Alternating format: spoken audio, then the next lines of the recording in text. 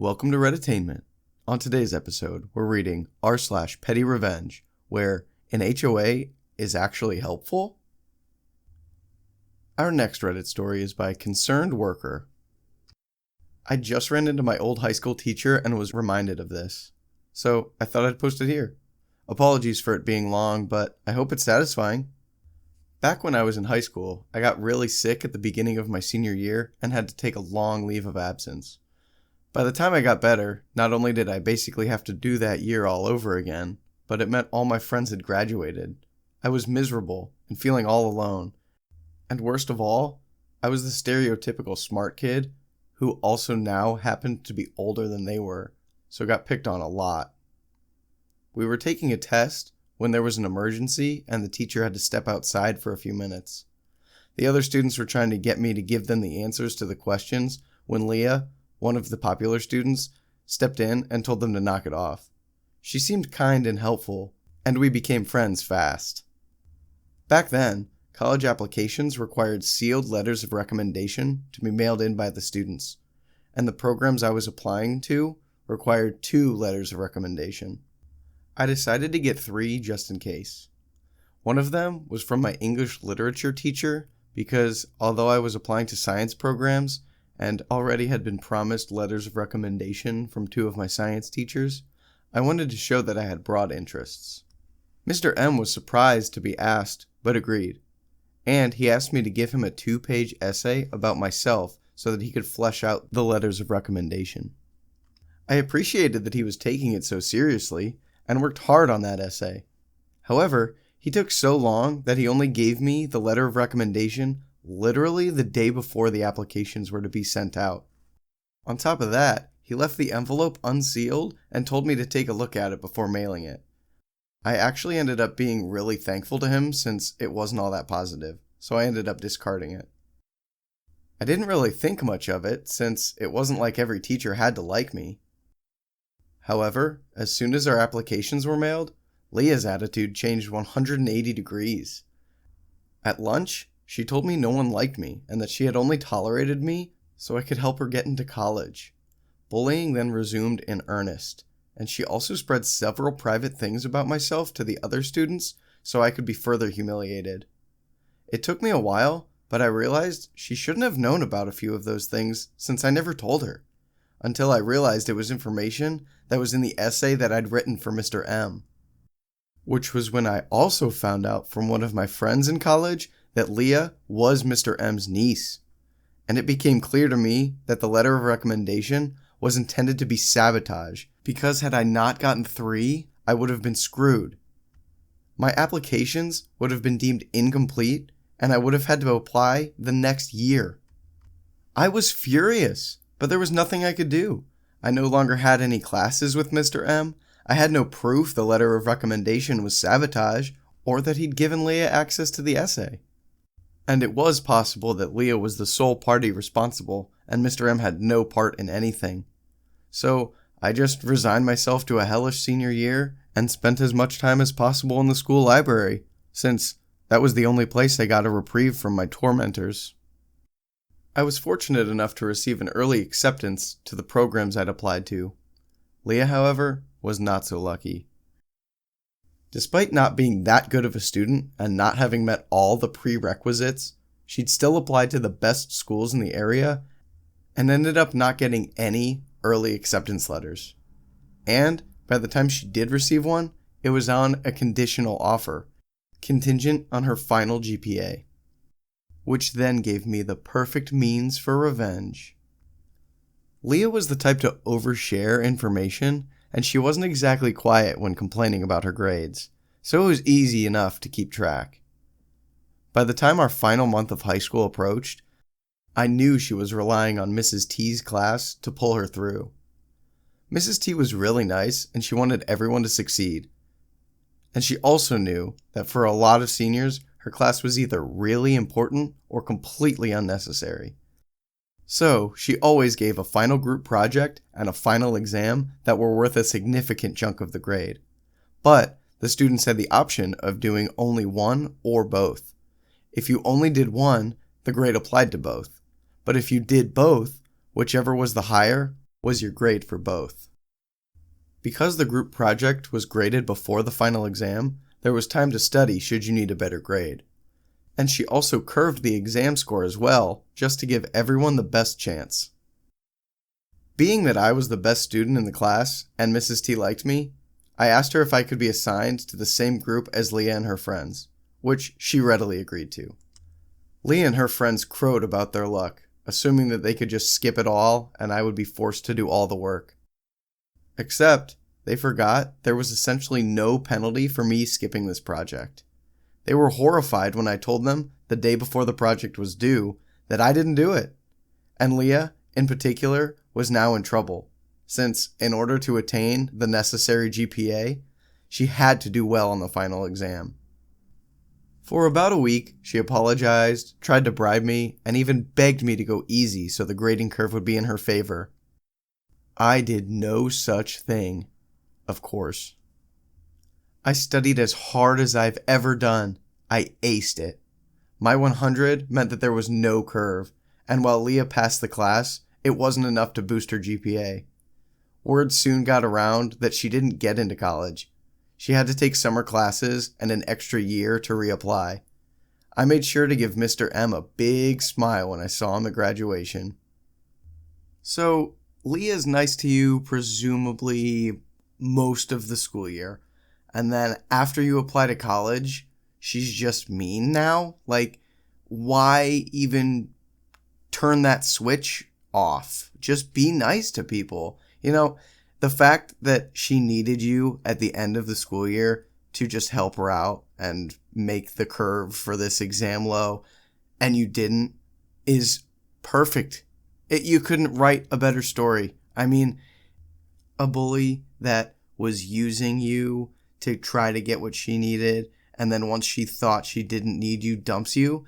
You never needed her, so you never needed to do anything nice for her. No, that's perfect. I'm glad this is how things ended up. Good luck next year, Leah. Our next Reddit story is by Pedro El Panda. I work in a multinational company regulated by entities such as the FDA and the WHO and others. In 2021 and the first 8 months of 2022, my job consisted of writing protocols and executing them to finally produce reports to qualify materials and equipment. These types of documents require multiple people with different expertise to review and approve. This whole process can take several months. Most of the time, the same person will start the project from scratch and finalize it because knowledge transfer on this type of work is feasible but time-consuming. Sometime in the middle of 2022, I became tired of this type of work and wanted to try a more hands-on job, which was easily achievable within the same company. I even stayed in the same department, but not under the same boss. So, in September I switched and made sure that I didn't leave my boss high and dry by saying that I would continue 4 or 5 projects that I had already started. She asked me to stay on her team multiple times, but I was ready for a change. By continuing a couple projects, I could be mutated faster, and it would leave some time for my old boss to find a replacement. I absolutely love my new job, my team, my boss. The cherry on top is the 15 to 20% pay increase that came with it. So, I continue my life with a new job and a couple of projects from my old position and answer questions from my old team pretty much every week. The knife in my back. At the end of 2022 comes performance reviews. And to be honest, I'm not expecting a pay increase at all because my fresh new job. My current boss confirmed, however, that he is happy with my work and wants to give me a raise anyway. Fast forward to the beginning of 2023, my boss convokes me and announces that I've been placed on the naughty list.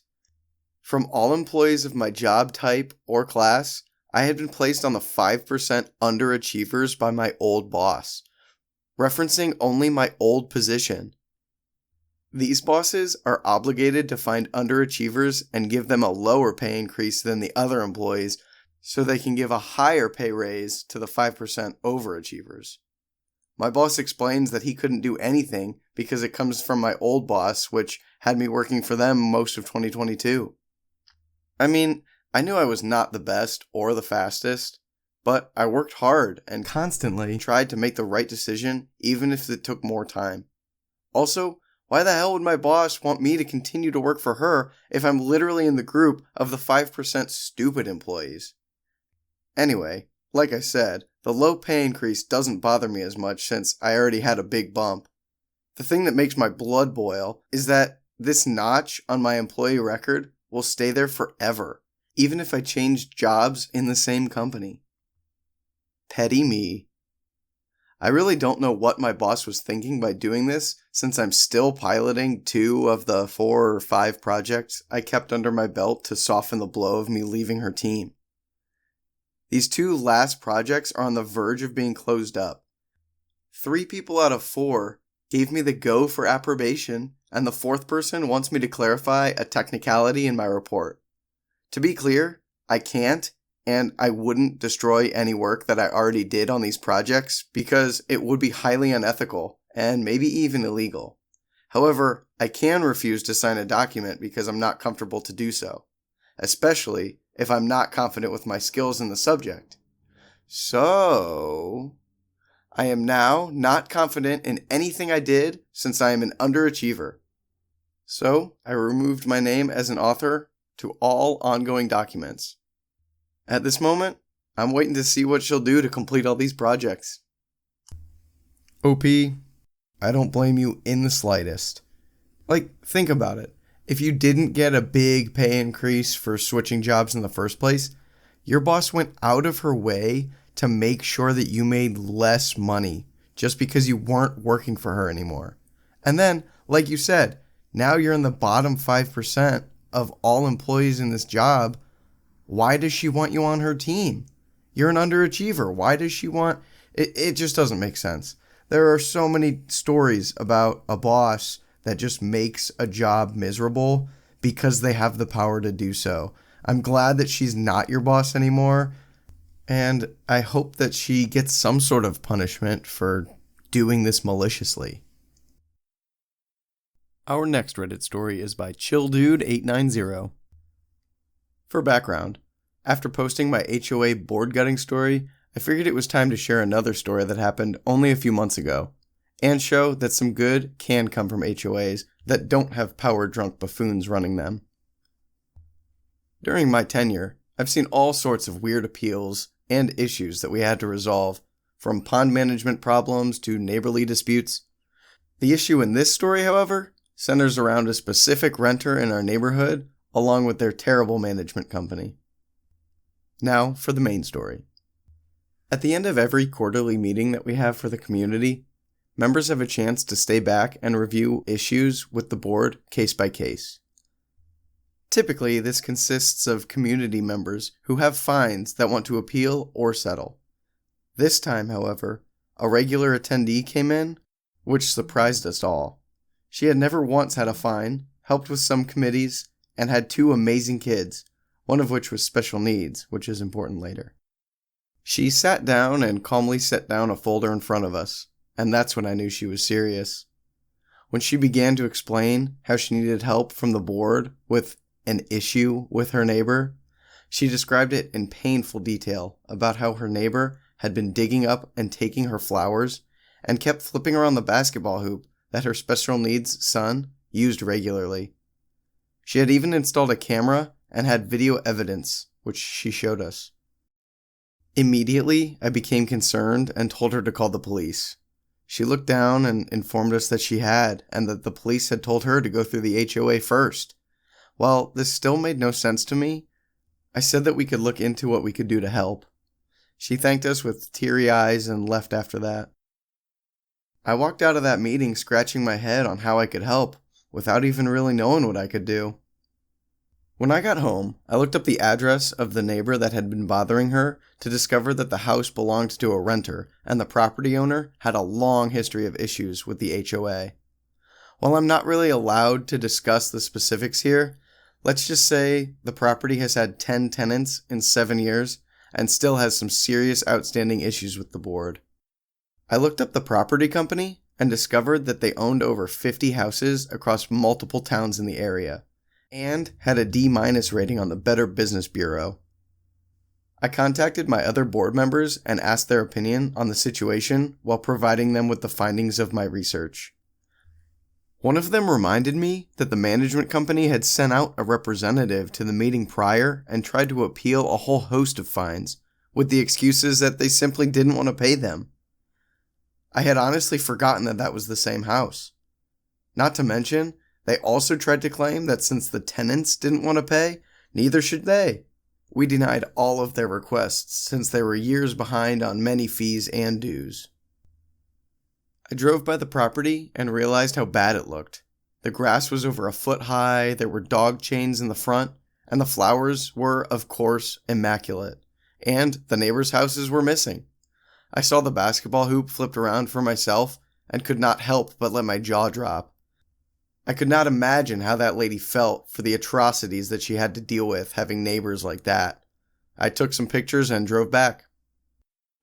Now the revenge. I contacted the board's legal consultant and asked if there was anything that we could do to help. Since the property ownership company had refused to pay dues and fines for over 8 years since buying the house, we had the authority to foreclose and put the house up for sale through the bank that had the loan, which I thought was a little strange that corporate housing companies would mortgage it, given the amount of houses that they owned, but oh well. I did not like the idea of foreclosing just yet, so I set up a meeting request with the tenant. I sent the request for him to talk to the landowner, since we were not allowed to interact with the renters, and made a list of items. When the next meeting rolled around, the same representative from the company that showed up a few meetings ago was there. He stayed around, and when it was time for the individual time slots, he sat down and calmly asked what was wrong. My vice president started with a list of fines and past due payments, and asked if or when they planned to pay it. He replied calmly that they had no intention of paying them. I then asked if he knew that means the company could lose the house to foreclosure. He looked sheepish for a second and then replied that they had great lawyers since they had to deal with this through other neighborhoods. We tried to reason with him a bit more, but it was clear that they thought they were above the community standards and owed us nothing. I personally like to wait 10 years before finally deciding to foreclose on a delinquent house, since no account has ever had that long of a history with the HOA, as we are usually able to resolve the issue. HOAs need to use that authority extremely carefully. Since this was clearly never going to be resolved, the board voted to start the proceedings to foreclose on the property. I reached out to another HOA where the company had held properties and found out that 2 of them were doing the same thing. While it is currently an ongoing case, there is a chance that we can also file a class action lawsuit against the company for property negligence. We will see what happens, but I would love to run them out of business since all they do is get bad renters, ruin homes, and ignore HOA rules. I also got into contact with the community's police contact and informed him of the flower stealing and trespassing. He was stunned to hear that the department had turned this lady away and offered to help her. She reached out to me a few days ago and let me know that there was now an investigation into the matter, and that she's trying to sue him for stealing property. I offered to testify if it ever came to that, and I'm sure that she will win. Moral of the story? Be nice to your neighbors, and property ownership companies are terrible for communities. I must say this is the first time I've heard a positive story from an HOA. I actually grew up in a neighborhood that had an HOA, and even as a kid, I knew that we hated them. One of the neighbors built a custom playhouse, and it was amazing, but broke HOA rules, so we had to take it down. Anyway, I'm glad that you were able to do something positive with your HOA and get this trespassing thief out of the neighborhood. Anyway, that's all for today, so if you like this content, I'd really appreciate you subscribing. If there are any subreddits that you're interested in that you want me to read and check out for you, please leave them in the comments below. I'd appreciate a like as well, and I will see you on the next one.